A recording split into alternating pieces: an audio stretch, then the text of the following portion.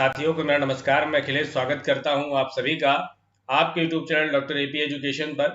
मित्रों, शिक्षा शास्त्र विषय के सिलेबस को क्रमबद्ध रूप से पूर्ण करते हुए हम सभी वर्तमान में शिक्षा मनोविज्ञान के संदर्भ को समझने का प्रयास कर रहे हैं।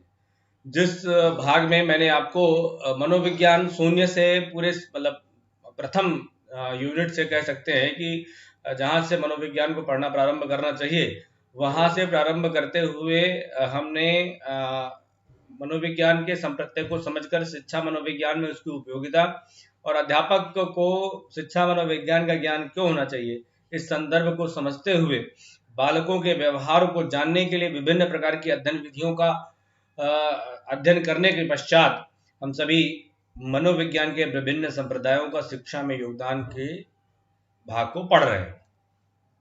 इस जो संप्रदाय हैं, विभिन्न संप्रदायों का निर्माण किस प्रकार से हुआ है, विभिन्न विचारवाद जो हमने सिर्फ दर्शन में पढ़ा था, ऐसे वाद हमारे या कहें कि आइडियलिज्म जो मतलब जो आइडियोलॉजी है, वो आइडियोलॉजी का कॉन्सेप्ट मनोविज्ञान में भी है और उनका अलग अलग क्षेत्रों में कार्य भी है। तो उन सभी को हमने क्रमबद्ध रूप से पढ़ना प्रारंभ किया, जिसे हमने मनोविज्ञान के संप्रदाय का नाम दिया था। तो मनोविज्ञान के विभिन्न संप्रदायों को समझते हुए जिसमें से अभी तक हम लोगों ने 4 संप्रदायों का अध्ययन कर लिया है। कौन कौन से? संरचनावाद, प्रकार्यवाद, व्यवहारवाद और गेस्टाल्टवाद। इन 4 प्रकार के संप्रदायों का हमने अध्ययन करने के पश्चात आज हम जो मनोविश्लेषणवाद है उसका शिक्षा में क्या योगदान है और हार्मिक साइकोलॉजी क्या है, वो किस प्रकार से एजुकेशन साइकोलॉजी में अपना इम्पोर्टेंस रखती है या एजुकेशनल साइकोलॉजी के डेवलपमेंट में उसका क्या कंट्रीब्यूशन है, इस पर आज हम सभी चर्चा करेंगे। तो चलिए बिना समय गवाए हम पढ़ना प्रारंभ करते हैं और देखते हैं कि शिक्षा में साइको एनालिसिस जो हमारी है, मनोविश्लेषणवाद जो हमारा है, उसका क्या योगदान है। अच्छा भाई, तो जो ये मनोविश्लेषणवाद है, मनोविश्लेषणवाद जो है मन का जो विश्लेषण है, मन मतलब क्या? मन मतलब साइकोलॉजी में मैंने आपको बताया है कि मस्तिष्क होता है, माइंड होता है। तो इन्होंने माइंड का एनालिसिस की है और माइंड की विभिन्न कार्य प्रणाली और किस प्रकार से ये कार्य व्यवहार करता है, उन सबको समझते हुए अपने अपने तथ्य प्रस्तुत किए हैं। इसलिए इसे मनोविश्लेषणवाद कहा जाता है। मनोविश्लेषणवाद को मनोविज्ञान में 3 अर्थों में प्रयोग करते हैं। कितने अर्थों में? 3 अर्थों में इसका प्रयोग किया जाता है। प्रथम अर्थ में मनोविज्ञान एक संप्रदाय के रूप में, एक विचारधारा के रूप में है। दूसरे अर्थ में ये व्यक्तित्व का जो वर्गीकरण है, उस व्यक्तित्व के वर्गीकरण के बारे में भी मनोविश्लेषणवाद में बताया गया है। और मनोचिकित्सा के एक विधि के रूप में साइकेट्रिस्ट जो मोस्टली यूज करते हैं जिस पद्धति को किसी भी अवसाद से ग्रसित व्यक्ति के मानसिक स्वास्थ्य को सुधारने के लिए, तो वह जो प्रक्रिया प्रणाली यूज की जाती है उसको भी मनोविश्लेषणवाद या साइको एनालिसिस थ्योरी कही गई है और उसे भी मनोचिकित्सा के क्षेत्र में चुना जाता है। तो ये 3 क्षेत्रों में इनका प्रयोग हुआ है। हम यहाँ पर एक संप्रदाय के रूप में या एक स्कूल के रूप में इसका अध्ययन करने वाले हैं। तो संप्रदाय की जब हम बात करेंगे तो सारी बातें उसमें आ जाएंगी। तो मनोविश्लेषणवाद के अंतर्गत हम क्या क्या पढ़ने वाले हैं? तो एक तो हम इसका मन का, इन्होंने जिस प्रकार से इसका वर्गीकरण किया है वो पढ़ेंगे। उसके बाद इन्होंने किस प्रकार से कुछ मेंटल मैकेनिज्म, मनोरचनाओं के बारे में बताया है, उसको जानने का प्रयास करेंगे। ठीक है। उसके बाद व्यक्तित्व के जो 3 भाग उन्होंने बताए, इदम, अहम, पराहम, इसको समझेंगे। ठीक है। उसके बाद मनोलैंगिक विकास, सेक्सुअल डेवलपमेंट जो है, ठीक है, उन्होंने 5 जो भाग बताए हैं, 5 अवस्थाएं जो बताई हैं, उन 5 अवस्थाओं को समझने का प्रयास किया जाएगा। ठीक है, उससे संबंधित प्रश्न हल करेंगे। तो चलिए एक एक करके सभी बातों को पूर्ण करते हैं। मतलब कुल मिलाकर के आज के लेक्चर में आपको मनोविश्लेषणवाद पूरी तरीके से क्लियर हो जाएगा। चलिए भाई, तो कहा गया कि एक स्कूल के रूप में पढ़ेंगे। अच्छा, अब एक एक बेसिक इंफॉर्मेशन लेना प्रारंभ करते हैं कि मनोविश्लेषणवाद की स्थापना किसने की। तो मनोविश्लेषणवाद की स्थापना किसने की है? सिगमंड फ्रायड, हम सभी जानते हैं। ठीक है। हाँ, लेकिन एक बात जानना महत्वपूर्ण है। क्या बनेगा यहाँ से बढ़िया प्रश्न और क्या जानकारी के रूप में आपको जानना चाहिए कि मनोविश्लेषणवाद की स्थापना सिगमंड फ्रायड ने किन परिस्थितियों में की है। डायग्नोस्टिक सिचुएशन में की है, नैदानिक परिस्थितियों में समस्या की पहचान करने के लिए इन परिस्थितियों में मनोविश्लेषणवाद का जन्म हुआ। विशेषता क्या बनती है, प्रश्न इससे क्या बनता है, इस लाइन से बनता है कि निम्नलिखित में से कौन सा ऐसा मनोवैज्ञानिक संप्रदाय है जिसका निर्माण विश्वविद्यालयों में नहीं हुआ। ठीक है, तो अन्य जितने भी हमने संप्रदाय या जो भी विचारधारा पढ़ी है उन सबको उन सबका डेवलपमेंट कहाँ हमने पढ़ा कि फलाने विश्वविद्यालय में, फलाने विश्वविद्यालय में। ठीक है, तो ये जो व्यक्ति थे इन्होंने किसमें किया, क्लिनिकल इसका जो सिचुएशन थी उसमें इन्होंने इसका प्रयोग किया है। तो एक बात ठीक है कि निम्नलिखित में से कौन सा संप्रदाय विश्वविद्यालयों में नहीं पनपा, वो कौन सा होगा, मनोविश्लेषणवाद कहलाएगा। ठीक है, अब मनोविश्लेषणवाद ने मनोविज्ञान के क्षेत्र में इतना क्रांतिकारी कार्य किया, इतना अधिक वैज्ञानिक अध्ययन प्रस्तुत किया कि इसे मनोविज्ञान का प्रथम बल कहा गया है। ठीक है, और कल मैंने आपको लास्ट लेक्चर में मैंने आपको बताया था कि मनोविज्ञान का द्वितीय बल किसे कहा गया है। तो आप जरा कमेंट में बताइएगा कि मनोविज्ञान का द्वितीय बल किसे कहा गया, मैं बता चुका। अच्छा भाई, शिक्षा मनोविज्ञान की दृष्टि से मनोविश्लेषणवाद के निम्नलिखित विषय हमारे लिए विचारणीय। कौन कौन से विषय मैंने आपको बताया। एक है ट्रोपोग्राफिकल स्ट्रक्चर, इन्होंने स्थलाकृतिक जो संरचना बताई है, मन के जो 3 स्तर बताए हैं वो कौन कौन से बताए। तो उन्होंने कहा जो ये हमारा मन है, मस्तिष्क है, जो कार्य कर रहा है उसकी 3 अवस्थाएं होती है। कौन कौन सी, एक होता है कॉन्शियस स्टेज, चेतन अवस्था, एक होता है सब कॉन्शियस, ठीक है, एक क्या होता है, सब कॉन्शियस स्टेज होता है, और आपका अचेतन अवस्था जो है वो उसे हम अनकॉन्शियस स्टेज कहते हैं। ठीक है, तो 3 अवस्थाएं, चेतन, कॉन्शियस स्टेज, सब कॉन्शियस स्टेज और अनकॉन्शियस स्टेज।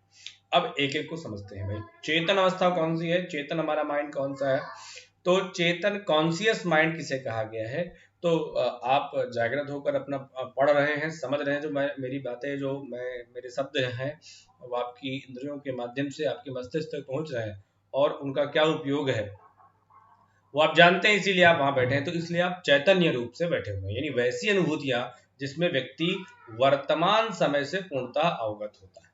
ठीक है, तो उसे हमने क्या कहा है, कॉन्शियस माइंड का। कभी कभी हम ऐसा कहते हैं भी भैया थोड़ा चेत जाइए, आप क्या कर रहे हैं, आपके कार्य व्यवहार आपको कहाँ लेके जा रहे हैं, इसको भी थोड़ा सा समझिए। आप अगर ऐसा काम करेंगे तो इसका रिजल्ट क्या होने वाला है, आप क्या मतलब आपका बुद्धि विवेक एकदम शून्य हो चुका है, थोड़ा चेतिए, जागिए। तो कुल मिलाकर के कहने का तात्पर्य हुआ है कि आप पूरी तरीके से वर्तमान परिस्थिति से पूर्णतया अवगत हैं, अवेयर हैं। ठीक है, तो उसे हम चेतन अवस्था कहते हैं। ठीक है, ये हमारा कॉन्शियस माइंड का स्टेज हो गया, एक कॉन्शियस माइंड हमारा ये हुआ। अर्ध चेतन की अगर हम बात कर ले, यहाँ पर जो जो अर्ध बीच की अवस्था है, तो ये इन दोनों के बीच की अवस्था है, चेतन और अचेतन के बीच।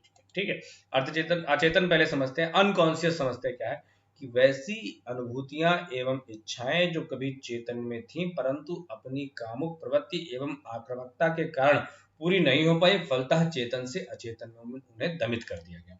होता क्या है कि हमारे मन व्यवहार में बहुत सारी चीजें, इच्छाएं जागृत होती रहती हैं।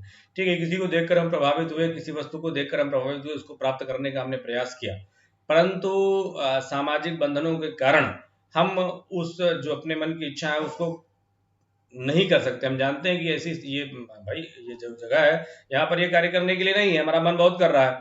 ठीक है, लेकिन तो उनको हम क्या करते हैं, उसको हम चुप रहो, इसको इस बात को फिर हम क्या करते हैं, अवॉइड करते हैं, उसको हम दमित कर देते हैं और अपने मस्तिष्क के पिछले भाग में भेज देते हैं। तो उसको क्या कहा गया है, अचेतन मन कहा गया, अनकॉन्शियस माइंड। लेकिन जब मौका मिलता है तो उस कार्य को हम करते हैं। ठीक है, और सदैव तत्पर रहते हैं अच्छा घर बनाने के लिए। हमारा एक मन करता है कि इसी तरीके से बड़ा घर, बड़ी गाड़ी और तमाम ऐसो आराम भोग विलास की जिंदगी हमारी हो, हमारी भी। तो हम क्या करते हैं, उसी दिशा में अपने अचेतन मन की इच्छाओं को पूर्ण करने के लिए हम स्थितियां परिस्थितियों के निर्माण में सदैव तत्पर रहते हैं। ठीक है, अच्छा, तो ये हो गया अचेतन मन। जरूरी नहीं कि इसमें सभी प्रकार की जो इच्छाएं आएंगी वो कामुक या आक्रामक ही होंगी, ऐसे आपकी डिजायर भी हो सकते हैं जो आपको कार्य करने की प्रेरणा दे सकते हैं, तो वो इच्छाएं भी आती हैं। परंतु मोस्टली जो हमारे चूंकि हम अभी आगे देखेंगे कि हमारे मन का जो एक भाग है जो हमें गलत कार्यों को करने के लिए प्रेरित करता है, तो उसको भी हमें क्या करना पड़ता है, स्थिति परिस्थिति को देखते हुए दमित करना पड़ता है। ठीक, तो ये हमारा अनकॉन्शियस माइंड है। उस अनकॉन्शियस माइंड में हमारी दमित इच्छाएं रहती हैं। और अर्धचेतन की अवस्था क्या हो गया, अर्धचेतन की अवस्था उस तरीके की सब कॉन्शियस माइंड जिसे हम कहते हैं। तो सब कॉन्शियस माइंड में क्या है कि जैसे मान लीजिए आपको टीचर पढ़ा रहा है और आपकी आंखें खुली हैं, लेकिन कुछ समझ में नहीं आ रहा है। आप आंखें खोले हुए बैठे हुए हैं और वो शब्द जो बोले जा रहे हैं वो कहाँ जा रहे हैं भगवान जाने। ठीक है, तो मतलब ऐसा समझ लीजिए कि लंच के बाद का जो क्लास होता है, ठीक है, उसमें जो भी टीचर पढ़ाते हैं और मान लीजिए वो कोई थ्योरेटिकल पार्ट हो, तो उसमें तो बिल्कुल भी मतलब दिमाग में हम सिर्फ उसकी शक्ल हम सामने देखते हैं और आंख खोले इसलिए रहते हैं क्योंकि भाई टीचर है पढ़ा रहे हैं तो आंख तो खुले रहना पड़ेगा, है ना। लेकिन क्या बोल रहे हैं, क्या कह रहे हैं वो हमारे समझ में नहीं आ रहा। ठीक है, यानी आप वर्तमान स्थिति से अवेयर नहीं है और आप पूरी तरीके से अचेत भी नहीं है। तो ये जो अवस्था है वो अर्धचेतन अवस्था कहलाती है। अब इन तीनों मन की अवस्थाओं में सबसे महत्वपूर्ण जो माना है सिगमंड फ्रायड ने, वो उन्होंने अचेतन मन को माना है। ठीक है, क्या कहा है ये देखते हैं। फ्रायड ने मन की तीन अवस्थाओं में से किसको, अचेतन मन को अधिक महत्वपूर्ण बताया। किसको ज्यादा महत्वपूर्ण बताया है, अचेतन मन को अधिक महत्वपूर्ण बताया हुआ है। कहा कि जो मन की एक काफी बड़ा हिस्सा जो अचेतन मन में होता है और व्यक्ति का व्यवहार अचेतन की प्रेरणाओं द्वारा निर्धारित होता है। हम सदैव उस जो हमारे जिन इच्छाओं को हम वर्तमान में पूर्ण नहीं कर पाते, ठीक है, सदैव ऐसी परिस्थितियों के निर्माण की प्रयास में रहते हैं कि हम ऐसा परिस्थितियों का निर्माण कर ले जाएं और हम अपने दमित जो हमारी मन की जो भड़ास है कह सकते हैं, या फिर मन के जो हमारे अंदर में जो हमारी इच्छाएं दबी हुई हैं उनका प्रकटीकरण हम कर पाए। ऐसा हम सदैव प्रयास में रहते हैं और ऐसी परिस्थितियों की व्यवस्था में हम लगे रहते हैं। चलिए भाई, अगला ये भाग हो गया मन की तीन अवस्थाएं, जिसको हम इसको हम क्या बोलते हैं, ट्रोपोग्राफिकल स्ट्रक्चर बोलते हैं। क्वेश्चन भी आ सकता है कि निम्नलिखित में से मनोविश्लेषणवाद के अंतर्गत स्थलाकृतिक संरचना के अंतर्गत किन कुछ गुण को रखा गया है। एक ही विकल्प में आएगा चेतन, अर्धचेतन, अचेतन, आपका इदम, अहम, पराहम, या व्यक्तित्व के समायोजन से संबंधित मनोरचनाएं या मनोलैंगिक विकास। इन चार में से किसको रखा गया है। तो स्थलाकृत संरचनाओं में किसे रखा गया है, मन की तीन अवस्थाओं को रखा गया है। अगला जो बात है, अगला जो तथ्य है वो देखते हैं क्या है। संरचनात्मक या गत्यात्मक मॉडल, इसको इन्होंने नाम दिया है स्ट्रक्चर और डायनामिक मॉडल। तो इस मॉडल में क्या बताया, फ्रायड ने व्यक्तित्व के तीन भाग बताए। मतलब जो हम कार्य करते हैं, जो हमारा पर्सनालिटी के जो हमारे तीन पार्ट हैं, वो हमारे पर्सनालिटी के तीन पार्ट यहाँ पर काम करते। तो ये कौन कौन से हैं जरा देखते हैं। तो व्यक्तित्व के तीन भाग जो बताए गए हैं उनमें से एक है आपका इदम, जिसे उपाहम भी कहा गया है, जिसे इड भी कहा गया है। और दूसरा भाग जो है उसे अहम कहा गया, ईगो कहा गया है। और तीसरे भाग को कहा गया है पराहम कहा गया है, इसे सुपर ईगो भी नाम दिया गया। तो तीन है आपके इदम, अहम, पराहम। इसे हम इंग्लिश में इड, ईगो और सुपर ईगो भी कहते हैं। इदम का एक और नाम है उपाहम के नाम से भी इसे जाना जाता है और आपकी परीक्षाओं में इससे प्रश्न उपाहम के नाम से भी पूछा गया, परंतु अंग्रेजी भाषा में इड ही है, तो आप उधर भी देख सकते हैं। और इस समय के जो नेट के जो एग्जाम हो रहे हैं शिक्षा शास्त्र विषय के, और हिंदी और अंग्रेजी रूपांतरण तो इस प्रकार का फालतू कर रहे हैं वो कि मतलब आप समझ ही नहीं सकते। हिंदी में कुछ और तथ्य कुछ और हैं और वो उनका हिंदी ट्रांसलेट कुछ और है, मतलब कुछ समझे नहीं सकते आप। ऐसी प्रकार की वाहियात स्थिति बनी हुई है। ठीक है, तो इंग्लिश इसका आप देख लीजिएगा। इसको लेकर के हम सभी को पत्र लिखना चाहिए एनटीए को कि इन्हें अपने हिंदी रूपांतरण को सुधारना चाहिए। ठीक है, अच्छा विचार है, देखते हैं इस दिशा में भी काम किया जाए। ठीक है, सभी लोग भेजिए कि जो भी एनटीए द्वारा आयोजित शिक्षा शास्त्र विषय की जो नेट के एग्जाम है उसके जो पेपर हैं उनका जो हिंदी रूपांतरण है वह त्रुटिपूर्ण है, उसे सुधारना चाहिए। ठीक, तो इदम, अहम, पराहम तीन व्यक्तित्व के तीन उन्होंने भाग बताए हुए हैं। तो पहला जो है इदम क्या है, चलिए भाई देखते हैं। अब आप इस प्रकार से इसको तीनों को समझने से पहले मैं आपको एक मूवी के बारे में, चांदनी चौक चाइना में आपने अक्षय कुमार को देखा होगा, जहां पर वो कोई काम करने चलता है तो एक भाग में उसके गलत इच्छाएं और एक कंधे पर उसके अच्छा कार्य करने के लिए उसको प्रेरित करने वाली इच्छाएं रहती हैं। तो ऐसे ही समझिए यही व्यक्तित्व के तीन पार्ट हैं। जो एक भाग है वो आपको गलत कार्यों के लिए आपके अंदर जो निगेटिव एनर्जी है, निगेटिव कह सकते हैं, या उसे हम शारीरिक भोग की चीजें कह सकते हैं। और दूसरा जो हमारा भाग है, उस भाग में हमारे जो अच्छी चीजें हैं या हमारे जो नैतिक मूल्य हैं वो भाग में रहते हैं, जो हमें किसी गलत कार्य को करने के लिए रोकते हैं। तो ये तीन हमारे यहाँ हैं, ये हम सब जानते हैं। इनका नामकरण क्या किया गया ये समझ लेते हैं। तो इदम में क्या है कि ये मूल प्रवृत्तियों का भंडार है। क्या है? मूल प्रवृत्तियों का भंडार है, जो पूर्णतः क्या होता है, अचेतन होता है। ठीक है, ये मूल प्रवृत्तियों का भंडार है जो पूर्णतः क्या है, अचेतन रहता है तथा आनंद के सिद्धांत द्वारा संचालित रहता है। ठीक है, किसके द्वारा? आनंद के सिद्धांत द्वारा संचालित रहता है। आपकी बार के जून 2020 के नेट के एग्जाम में इससे संबंधित प्रश्न पूछा गया था, कथन और रीजन में। ठीक है, स्टेटमेंट और उसका जो रीजन होता है उसके संदर्भ में ये तथ्य आया हुआ था। अच्छा, अब ये क्या है? मूल प्रवृत्तियों का भंडार जो पूर्णतः अचेतन है और किससे? आनंद के सिद्धांतों से संचालित होता है। अब बात मूल प्रवृत्ति हमारी क्या है, तो देखिए हम किन चीजों को लेकर, हमें भूख, प्यास, काम, ये हमारी मूल प्रवृत्तियां हैं, जिनके बिना मनुष्य नहीं रह पाता और उनके अभाव में वो एकदम पागलपन जैसी स्थिति बनने लगती है।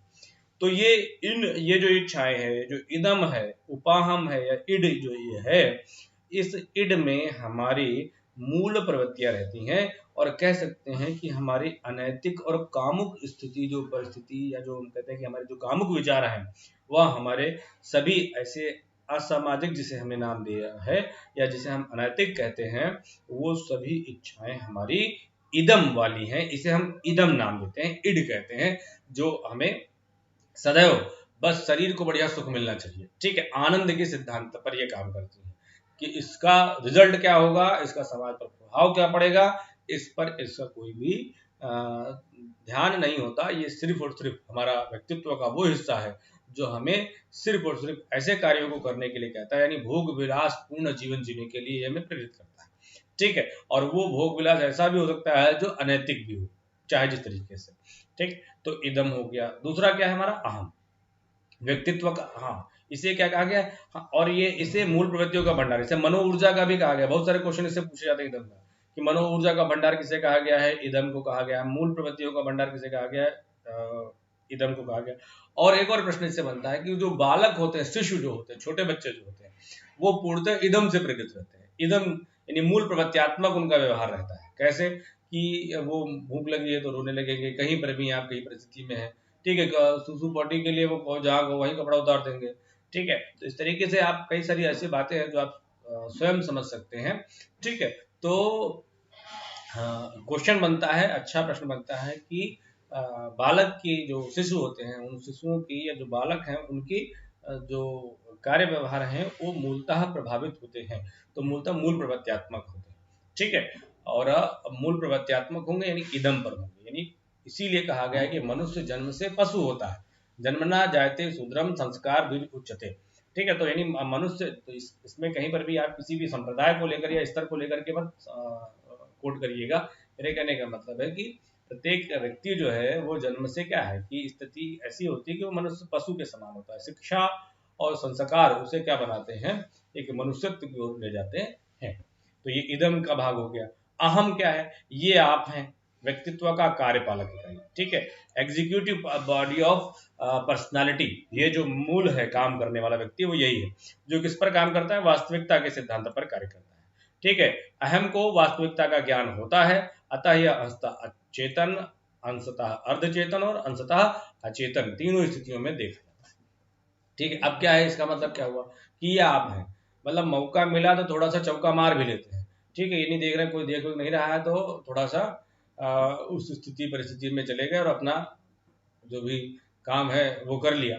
ठीक है, तो इस तरीके के जो है ये वास्तविकता से परिचित होता है। तो और ये बेचारा जो है ये सबसे ज्यादा संघर्ष में जीता है। एक तरफ गलत इच्छाएं और दूसरी तरफ पराहम बैठा है, उसको भी समझ लेते तो आपको ईगो और अच्छा समझ में आ जाएगा। पराहम क्या है? पराहम ने सुपर ईगो।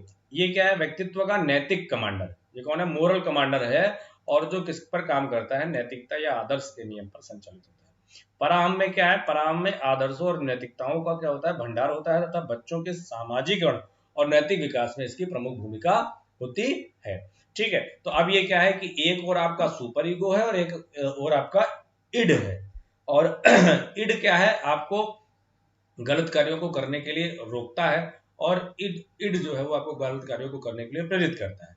तो प्रत्येक मनुष्य के, इसकी इंपॉर्टेंट क्यों है यहाँ पर, और इसको प्रथम बल इसलिए ही कह दिया गया कि ये जो मनुष्य है, इस मनुष्य के संपूर्ण जीवन इन्हीं संघर्षों में व्यतीत होता है कि एक और वह अपने सुख और भोग विलास के जीवन को प्राप्त करना चाहता है, और उस इच्छाओं को फिर उसे क्या करना पड़ता है, अचेतन में भेजना पड़ता है, परंतु प्रयासरत रहता है, ठीक है, और चाहता है कि मैं तुरंत कर ले जाऊं उस काम को, तुरंत उसकी पूर्ति चाहता है, परंतु पराम कहता है कि नहीं, ये ऐसी स्थिति है जहां पर आपको ऐसी इच्छाओं की पूर्ति नहीं करनी चाहिए। हाँ, जब आप वैसी परिस्थिति में पहुंचेगा तब ऐसे काम करिएगा, ठीक। तो इस तरीके से वो पराम उसको समझाता है। और इसी मान लीजिए कभी कभी आप इदम से प्रभावित होकर आपने वो काम कर बैठे, ठीक है, तो क्या होता है, आपको लज्जा महसूस होती है, ठीक, कि अरे यार क्या कर दिया यार, मैंने ऐसा काम कर दिया। तो आपको वो मनोरचनाओं में जाता है भाग, और उस मनोरचनाओं में फिर हम अपने आपको समझाने के लिए तमाम प्रकार के नाटक करते हैं, ठीक है, तो वो सारी चीजें आती है। तो इदम का काम ना करने से आत्मदोष आता है कि अरे कौन देख रहा था, कर लेना चाहिए था। परंतु अगर आप सुपर ईगो की बात नहीं मानते हैं, तो सुपर ईगो की अगर आप बात नहीं मानते हैं तो फिर आपको फिर लज्जा महसूस होती है, ठीक है। मान लीजिए कि किसी समोसे की दुकान पे आप खड़े हैं और धीरे से एक समोसा चुराने का मन कर रहा है, तो इस स्थिति में फिर पराम ने कहा नहीं नहीं, गलत बात, चोरी नहीं करना चाहिए, आप निकले वहां से, हरा चूरो नहीं खाएंगे। फिर मोटरसाइकिल बैठे और कहे कि यार यार कोई कौन देख रहा था यार, चुप उठा लेना चाहिए था, बिना वजह बड़े तुम सत्यवादी राजस्थान बने घूम रहे हो। लेकिन फिर मान लो अगर समोसा आपने खा लिया होता, तो एक एक समोसे की जो बाइट थी वो आपको कितना लज्जित कर रही होती, ये आप स्वयं से अनुभूति कर सकते हैं। तो ये पूरी तरीके से ये आपका स्ट्रक्चर या जो हमारे पर्सनालिटी का जो डायनामिक स्ट्रक्चर है वो एक्सप्लेन करता है इदम, अहम और पराहम के द्वारा।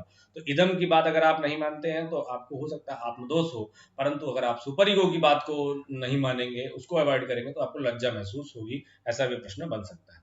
चलिए, तो ये दो भाग हो गए हमारे। एक तो हो गया हमारा कौन सा, मन के 3 भाग मैंने आपको बताया, और आपको मैंने व्यक्तित्व के 3 भाग बताए, इदम, अहम और पराहम। अब देखते हैं दुश्चिंता या मनोरचना, इसको मुझे आपको अलग से एक लेक्चर में बताना पड़ेगा, जितनी भी इसमें मेंटल मैकेनिज्म है इन सब के बारे में एक अलग वीडियो में अपलोड करूंगा, ठीक है। फ्रायड के अनुसार जो एनेक्सिटी है, एनेक्सिटी का मतलब क्या होता है, दुश्चिंता का मतलब क्या होता है, घबराहट, हाय क्या होगा, ठीक है। तो ये जो घबराहट की स्थिति है वो क्या है, उन्होंने कहा कि जो एनेक्सिटी है, जो दुश्चिंता है, वो क्या है, वो एक दुखद अवस्था है, अनप्लीजेंट स्टेट, अनप्लीजेंट, ठीक है, सॉरोफुल स्टेज नहीं कहा गया है, अनप्लीजेंट स्टेट मतलब बहुत अच्छा महसूस नहीं कर रहे हैं, घबराहट सी हो रही है ना, अनप्लीजेंट स्टेट है, जो व्यक्ति को आने वाले खतरों से आगाह करती है, ठीक। इसलिए इन्होंने दुश्चिंता के 3 प्रकार बताए, कौन कौन से, वास्तविक रियलिस्टिक एनेक्सिटी, यानी जो हम आंखों से देख करके हमें लगता है, एक होता है न्यूरोटिक एनेक्सिटी, और एक होता है मोरल एनेक्सिटी। क्या होता है वास्तविक जो दुश्चिंता, क्या होता है, जैसे बाह्य वातावरण में मौजूद खतरे, जैसे आप लोग हाँ सांप सांप सांप सांप भागो भागो, तो उससे डर गए, ठीक है, भूकंप आएगा, हाँ भूकंप आ गया, भागो भागो। तो यानी कभी कभी ऐसा, ये आपको दुखद अवस्था है, ठीक है। तो यहाँ पर आपको क्या करना है, थोड़ा सा धैर्य की स्थिति बनाए रखना है, क्योंकि अब ऐसा काम, घबराना भी थोड़ा सा जरूरी है, चिंता करना भी जरूरी है, अन्यथा आप फिर अरे ठीक है भूकंप आ रहा है, गिरने तो क्या करना, ऐसी स्थिति बनेगी तब तो भाई भगवान है मालिक है। तो एनेक्सिटी भी महत्वपूर्ण है, इसका भी कार्य व्यवहार योगदान है, ठीक है। तो इस तरीके से, लेकिन ये दुखद अवस्था है, तो यहाँ पर थोड़ा सा अपने आप को रोकना चाहिए, और वहां पर क्या होता है, मेंटल मैकेनिज्म प्रयोग की जाती है। तो वास्तविक दुश्चिंता हो गई। एक हमारी न्यूरोटिक एनेक्सिटी है, यहाँ पर क्या होता है, व्यक्ति को उपाहम प्रवृत्तियों से खतरा उत्पन्न होता है। ये हमारे जो कह सकते हैं कि जो हमारी ग्लैंड्स हैं, जो ऐसे श्रावण, ऐसे रसायन का उत्पादन करती हैं जो हमें कुछ कामुक व्यवहार या कुछ अनैतिक व्यवहारों को करने की इच्छा जागृत हो जाती है। तो मान लीजिए ऐसी इच्छाएं जग रही हैं और आपने उसको दमित करके रखा हुआ है, तो उस समय जो आप अनप्लीजेंट स्टेट में पहुंचते हैं और जानते हैं कि ऐसे काम हम यहाँ कर नहीं सकते, ठीक है, तो उसके लिए जो आप अपने आप को कंट्रोल करते हैं, या उस तरीके से जो आप अनफेवरेबल कंडीशन का जो वातावरण आपके यहाँ बनता है, ठीक है, तो जिसे कहते हैं अनकंफर्टेबल फील कर रहे हैं, तो अनकंफर्टेबल जो रहता है स्थिति, उसे हम न्यूरोटिक एनेक्सिटी कह सकते हैं। और तीसरा हमारा क्या है, मोरल एनेक्सिटी। तो ऐसी स्थिति में क्या होता है कि ऐसी स्थिति में ऐसी स्थिति में क्या होता है, ऐसी स्थिति में अहम अपना कौन है, अपना हम ईगो है, उसको पराहम से दंडित किए जाने की धमकी मिलती है तथा व्यक्ति में आत्मदोष, लज्जा आदि जैसी मानसिक स्थिति उत्पन्न होती है। तो आत्मदोष किससे आएगा, उससे आएगा, इदम से। और लज्जा कहाँ से आएगी, लज्जा वाला कौन सा काम है, पराहम का। तो अभी कभी कभी मोरल एंग्जाइटी हो जाती है, हमने ऐसा काम कर दिया, उसके बाद करने के बाद जो पछताते हैं, ठीक है, जो हमारा पश्चाताप की जो स्थिति है वो हमारी मोरल एंग्जाइटी कहलाती है। ठीक है, अब ऐसी स्थितियों से निपटने के लिए व्यक्ति स्वयं को समझाता है और स्वयं को सही ठहराने का प्रयास करता है। अरे कौन हो गया, अगर एक सिगरेट पी लिया तो क्या हुआ, ठीक है, सिगरेट पीने से वो कहते हैं कि पेट साफ हो जाता है, बहुत सारे लोग ऐसे तर्क देते हैं।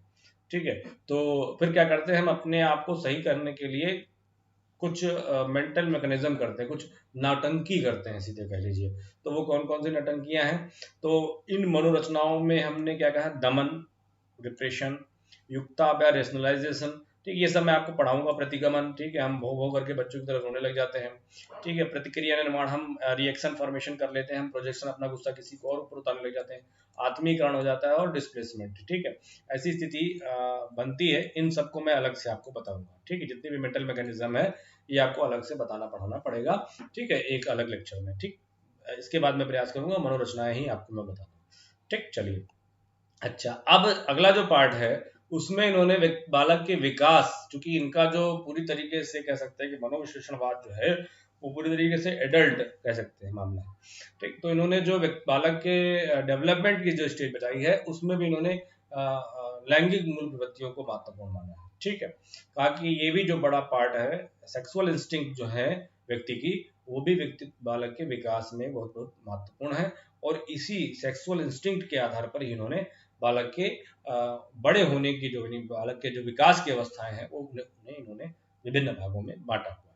कौन कौन से हैं देखते हैं। फ्रायड के अनुसार मानव के व्यक्तित्व विकास का एक बहुत बड़ा हिस्सा, बहुत बड़ा निर्धारक कौन है, लैंगिक मूल प्रवृत्ति है, सेक्सुअल इंस्टिंक्ट है, जिसके शक्ति बल को उन्होंने लिबिडो कहा है। ठीक, क्वेश्चन बहुत पूछा जाता है कि लिबिडो, लैंगिक मूल प्रवृत्तियों को क्या नाम दिया गया, तो लैंगिक मूल प्रवृत्तियों को क्या कहते हैं, लिबिडो कहते हैं। ठीक है, लिबिडो एक ऐसी मानसिक शक्ति है जो पूर्णतः लैंगिक क्रियाओं द्वारा संतुष्टि प्राप्त करना चाहती है। ठीक है, हमारी वो शक्ति बल, वो हमारी इच्छा है जो हमारी लैंगिक पूर्ति के बाद ही शांत होती है। ठीक है, उसे हम लिबिडो कहते हैं, वो हमारी पावर है, मतलब वो हमारी इच्छाएं कह सकते हैं।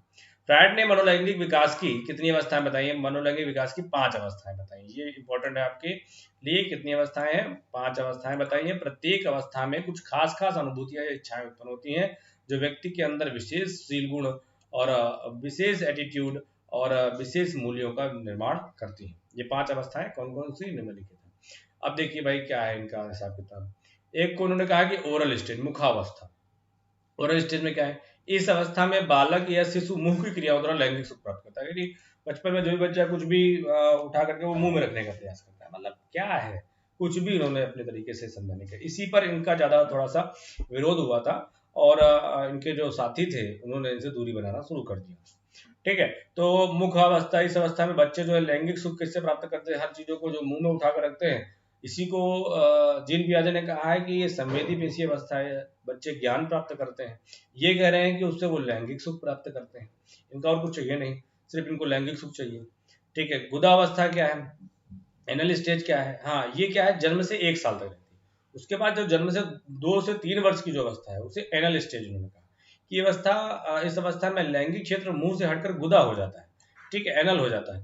ठीक है, जिसे इन्होंने 2 भागों में बांटा है, गुदा निष्कासन अवस्था और गुदा धारण अवस्था। इस अवस्था में बच्चे क्या करते हैं, गुदा निष्कासन अवस्था में कि मल मूत्र का परित्याग करके लैंगिक सुख प्राप्त करते हैं। आपने देखा होगा इस उम्र के बच्चों को सुसु ज्यादा लगती है।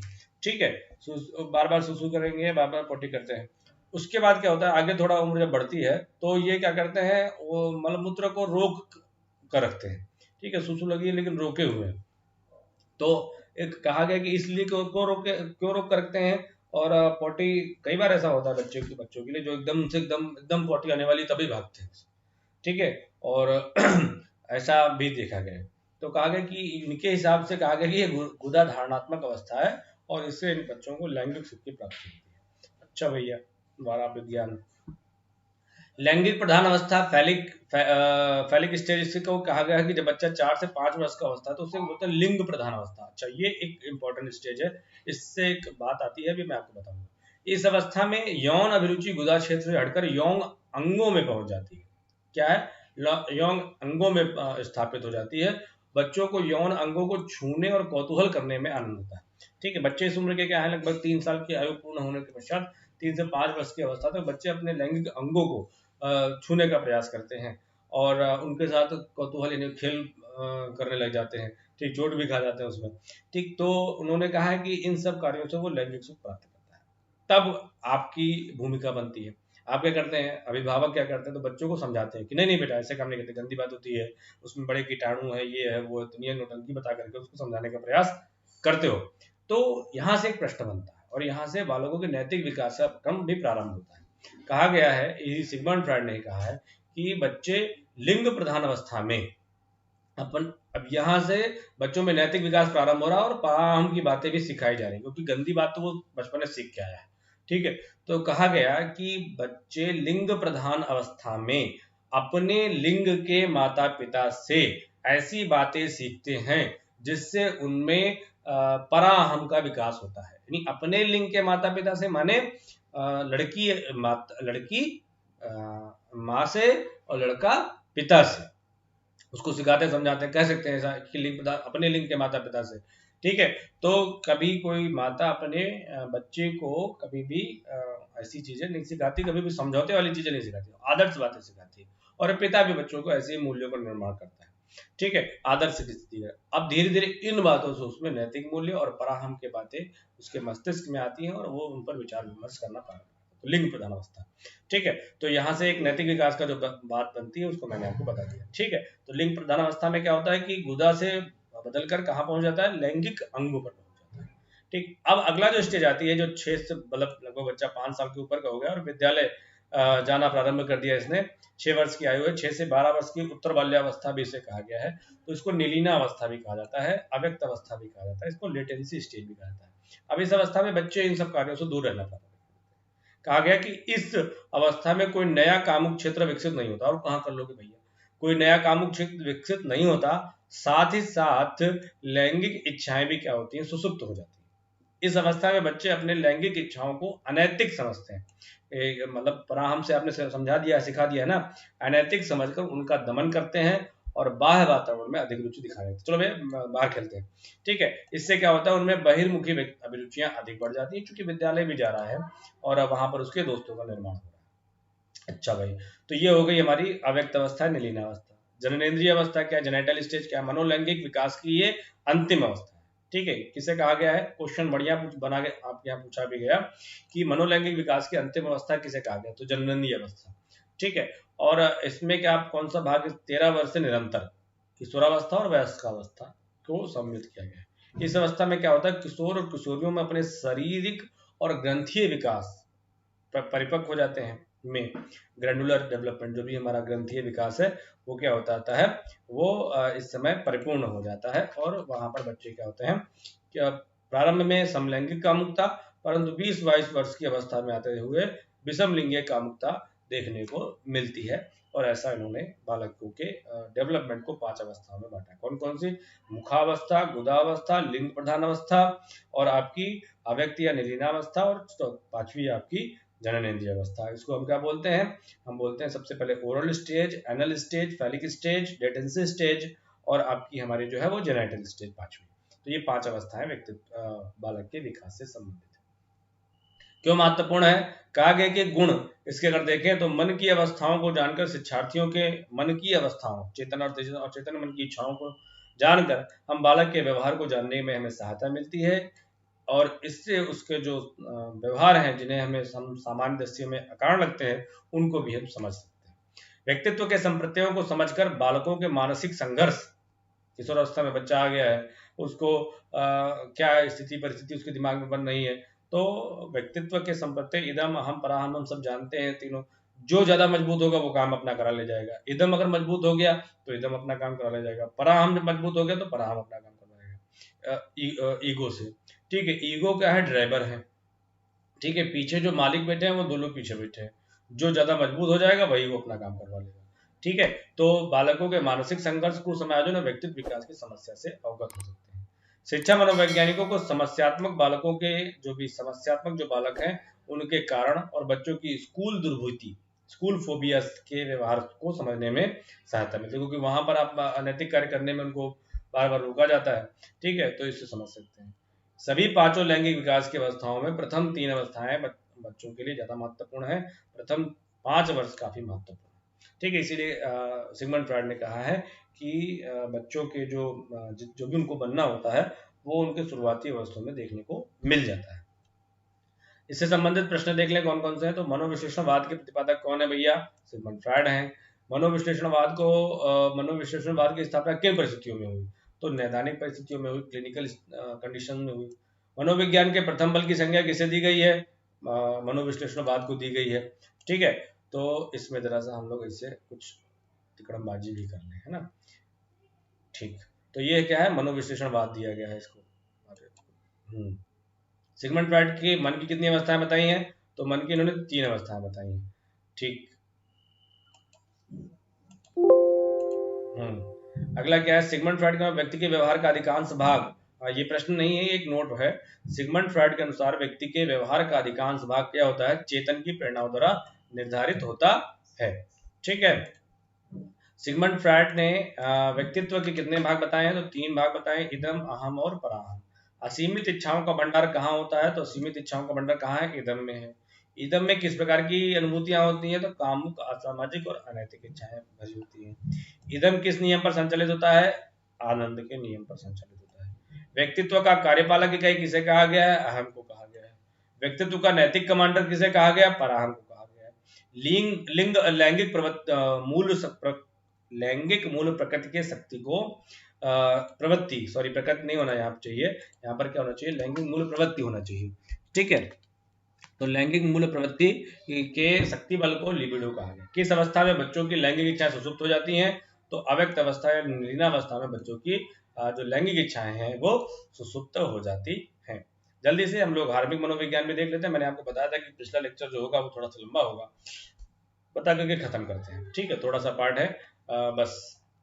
अच्छा, ये हार्मिक मनोविज्ञान क्या है? तो आपने जो प्रकारवाद पढ़ा था, प्रकारवाद में क्या था? आपने कहा था कि कोई व्यक्ति कोई व्यवहार क्यों करता है। अगर ये इस प्रश्न का जो जवाब देने वाला मनोविज्ञान है उसको हम प्रकारवाद कहते हैं। ठीक है, तो इस श्रृंखला को और अधिक अच्छी तरीके से एक्सप्लेन करने का काम हार्मिक साइकोलॉजी के द्वारा किया गया। हार्मिक मनोविज्ञान मतलब मेरा मानना है, मेरा, क्योंकि कार्य व्यक्ति व्यवहार क्यों करता है वो वहां पर बता रहे हैं, और व्यक्ति कोई व्यवहार क्यों करता है उसके पीछे की जो शक्ति होती है जो उसको कोई व्यवहार करने के लिए प्रेरित करती है वो इस साइकोलॉजी में बताई गई है। तो हार्मिक मनोविज्ञान की स्थापना किसने की? इंग्लैंड के मनोवैज्ञानिक विलियम मैकडूगल के द्वारा की गई। मैंने शायद कहीं पर वुडवर्थ बोल दिया है, तो उसको ध्यान रखिएगा। हार्मिक मनोविज्ञान किसका है? विलियम मैकडूगल का है।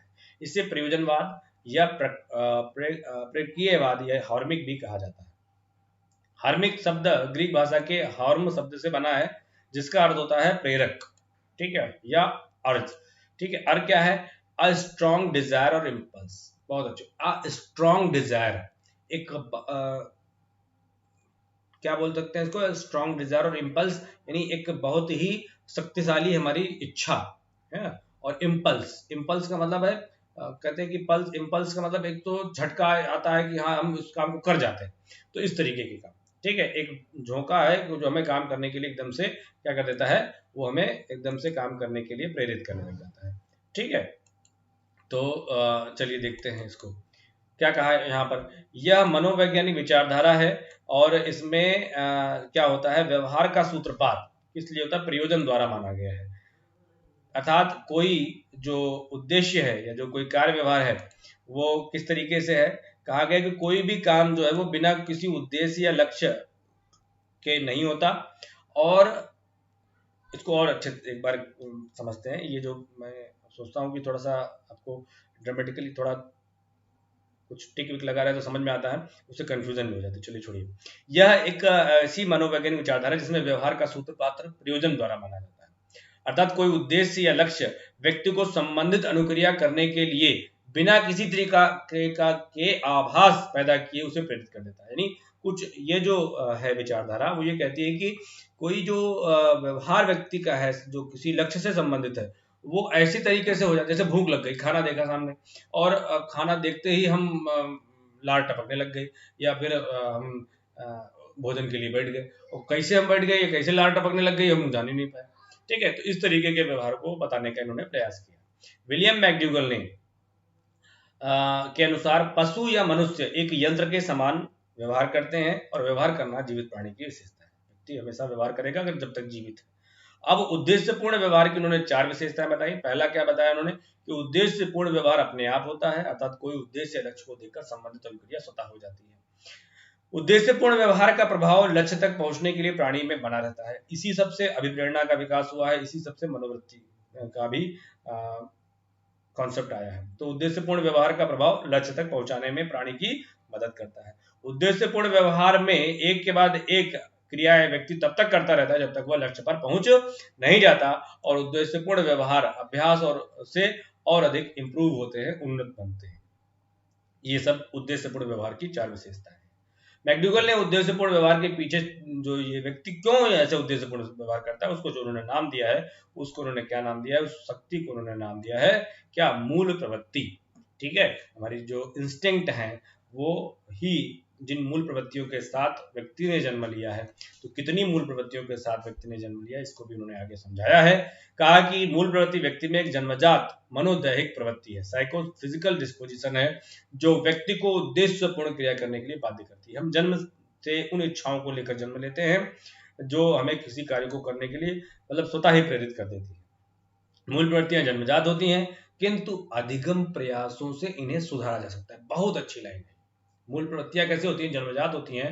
ठीक है, हम जिन इच्छाओं और अभी आपने मनोविश्लेषणवाद में पढ़ा है कि मूल प्रवृत्तियां क्या है, जन्मजात है, उनको लेकर के हम जन्मे हैं। फिर लिंग प्रधान अवस्था में हम माता पिता क्या होते हैं, बच्चों को चीजें धीरे धीरे सिखाते हैं, और उन मूल प्रवृत्तियों पर कंट्रोल करने का जो ताकत है वो हमें शिक्षा के माध्यम से सीखा जा सकता है। मूल प्रवृत्तियां प्राथमिक स्तर पर पूर्ण मानसिक संक्रिया है। इनका विश्लेषण 3 भागों में किया जा सकता है। प्राथमिक स्तर पर पूर्ण मानसिक मतलब कुल टोटली क्या है, ये मेंटल मैकेनिज्म है। ठीक है, तो इसको किस तरीके से देखते हैं, on the receptive side, on the executive side और इमोशनल इंपल्स। ये 3 भागों में इस तरीके से होते हैं। पहले तो हमने कुछ देखा और देखने के लिए हम एग्जीक्यूट हुए, और उसके लिए हमारा संवेग भी उसमें सम्मिलित हुआ।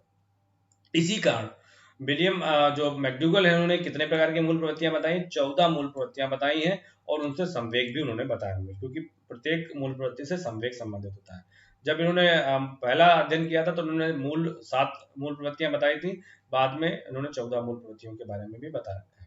ठीक, तो कौन कौन सी मूल प्रवृत्तियां, उनसे संबंधित संवेग कौन से हैं, प्रश्न आपकी यहाँ परीक्षा में पूछे जाते हैं, फटाफट कंप्लीट कर लेते हैं। कहा कि युयुत्सा या लड़ाई या कॉम्बैट या फाइट, ये आदमी की आक्रामकता जो इसे कह सकते हैं, कि जो आक्रामकता का गुण है किसी पर भी, या हमारे संवेगों पर, या अभी हमारे किसी भी परिवार पर, शरीर पर जब कोई नुकसान आने की स्थिति होती है तो हम आक्रामकता करते हैं। और ये पशुवत व्यवहार भी है। एक बात और समझिएगा कि पशु भी क्या है, उसका प्राथमिक व्यवहार है, जैसे उसके पास कोई नजदीक है तो सींग मारने लग जाएगा, ठीक है, या वो हमला कर देगा। तो क्योंकि वो एक आभास, ये उस मूल प्रवृत्तियां हैं, और वो उसको तो सिखाया नहीं गया कि भाई पहले समझ लो काहे के लिए आया है। हो सकता है आप जिस बुरी परिस्थिति में फंसे हैं, जंगल में आग लग गई, आपको निकालने के लिए आया हो, लेकिन वो कुछ नहीं समझता। ठीक है, तो चूंकि मूल प्रवृत्तियां, इसी से व्यक्ति जन्म लेता है, और उनको कोई अधिगम मिला नहीं है जो उनकी मूल प्रवृत्तियों को सुधारा जाए। तो इसके पीछे क्या होता है, क्रोध, संवेग, अच्छा पलायन या उन्मुक्तिकरण, डर। जो डरपोक आदमी होगा वो हमेशा भागने की स्थिति में बना रहेगा। और जरूरी नहीं, एक बात और समझिए, डर लड़ाई में नहीं डर की या पलायनवादी दृष्टिकोण होता है। व्यक्ति जब कर्महीन होता है किसी भी काम को करने के लिए, वो डरपोक व्यक्ति है, तो किसी भी कार्य को क्या करता है, अरे छोड़ो हटाओ।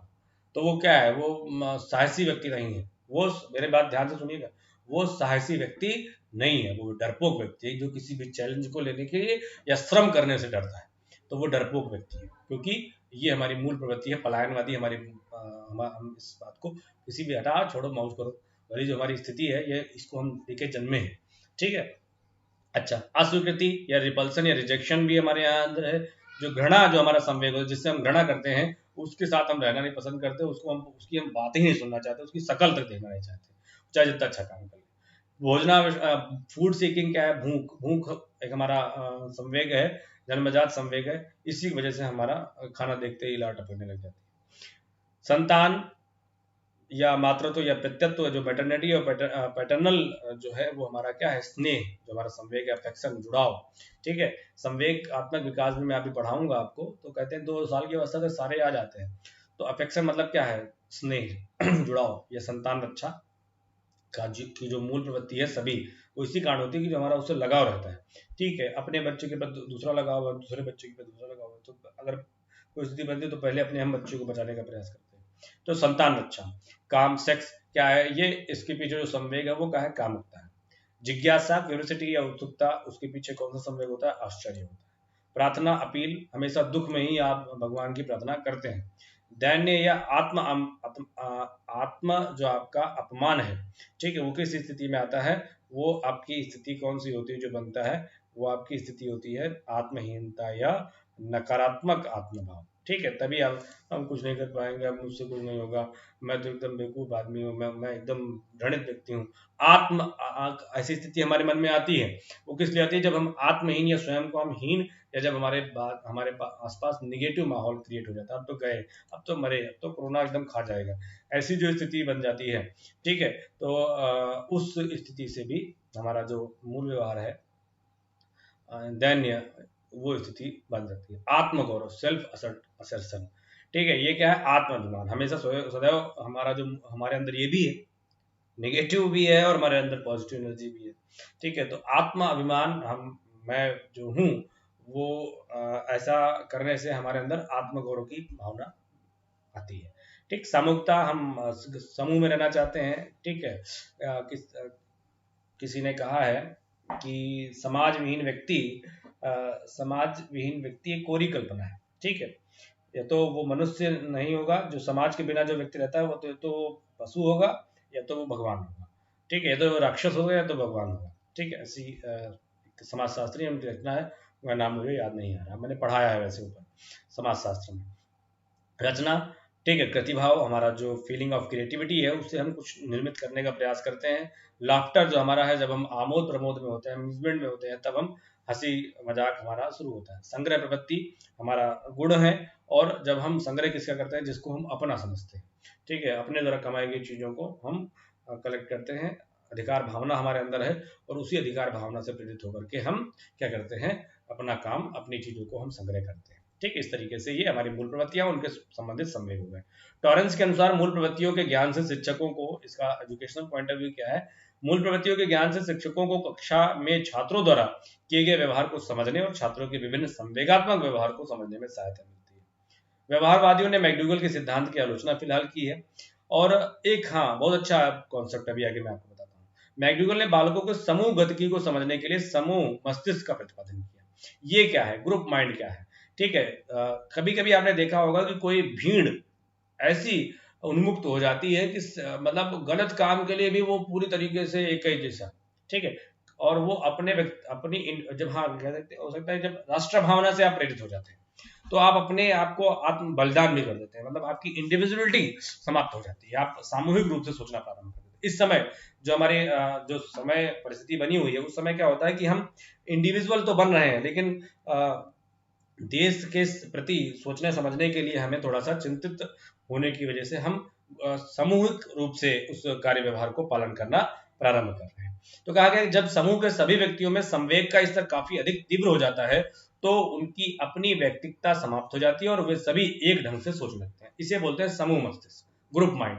ठीक है, सबका माइंड यही है, सब लोग यही करें, हाँ सर यही है। ठीक है, संवेग का स्तर काफी काफी जोश में है, तो हाँ ठीक है सब निपटा देंगे, तो ऐसा ग्रुप माइंड बनता है। समूह गतिकी क्या है, ये एक नया शब्द है। ग्रुप डायनेमिक क्या है कि समूह के पारस्परिक क्रियाओं के पीछे की शक्ति, जिसे समूह के व्यवहार में परिवर्तन होता है, उसे समूह गतिकी कहते हैं। ठीक है, और एक क्वेश्चन था कि सामाजिक कौशल समूह गतिकी के माप आकलन के लिए आप कौन सा मापन उपकरण का इस्तेमाल करेंगे, तो उसमें था नियमावली। ठीक है, इसके लिए प्रयोग की जाती है। ठीक है, अभी इसका प्रश्न आपके यहाँ शायद परीक्षा में पूछा भी गया था नेट में। अच्छा भैया, तो चलिए फटाफट प्रश्न हल कर लेते हैं और खत्म कर दें बात को। हार्विक मनोविज्ञान की स्थापना किसने की? विलियम मैकडूगल ने की। हॉर्म शब्द का अर्थ क्या है? प्रेरक या वृत्ति। प्रेरक या वृत्ति, वृत्ति मतलब क्या? मनोवृत्ति, मूल स्वभाव। ठीक है, तो मूल स्वभाव। व्यवहार करना जीवित प्राणी की विशेषता है, ऐसा किसने कहा? मैकडूगल ने कहा।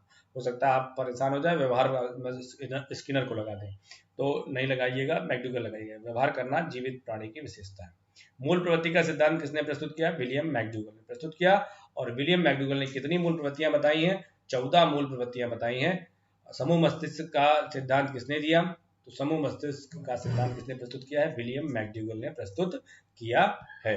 तो ये हमने आज दो संप्रदायों को पढ़ा। वीडियो थोड़ा सा लंबा हो गया, लेक्चर दो संप्रदायों को निपटाने के चक्कर में थोड़ा सा लंबा लेक्चर हुआ है। हो सकता है सारी चीज़ें आपको समझ में आई होंगी। और कम से कम घंटा, आधा घंटा, 45 मिनट तो कहीं पर भी हमारा कंसंट्रेशन का माइंड होना ही चाहिए, तभी हम किसी चीज़ को प्राप्त करने में आसानी से कार्य कर सकते हैं। ठीक है, तो स्वस्थ रहिए। और अगले लेक्चर में हम लोग अगला मनोविज्ञान के पार्ट को कवर करेंगे और संबंधित बातों को समझने का प्रयास किया जाएगा। तो धन्यवाद। भारत माता की जय।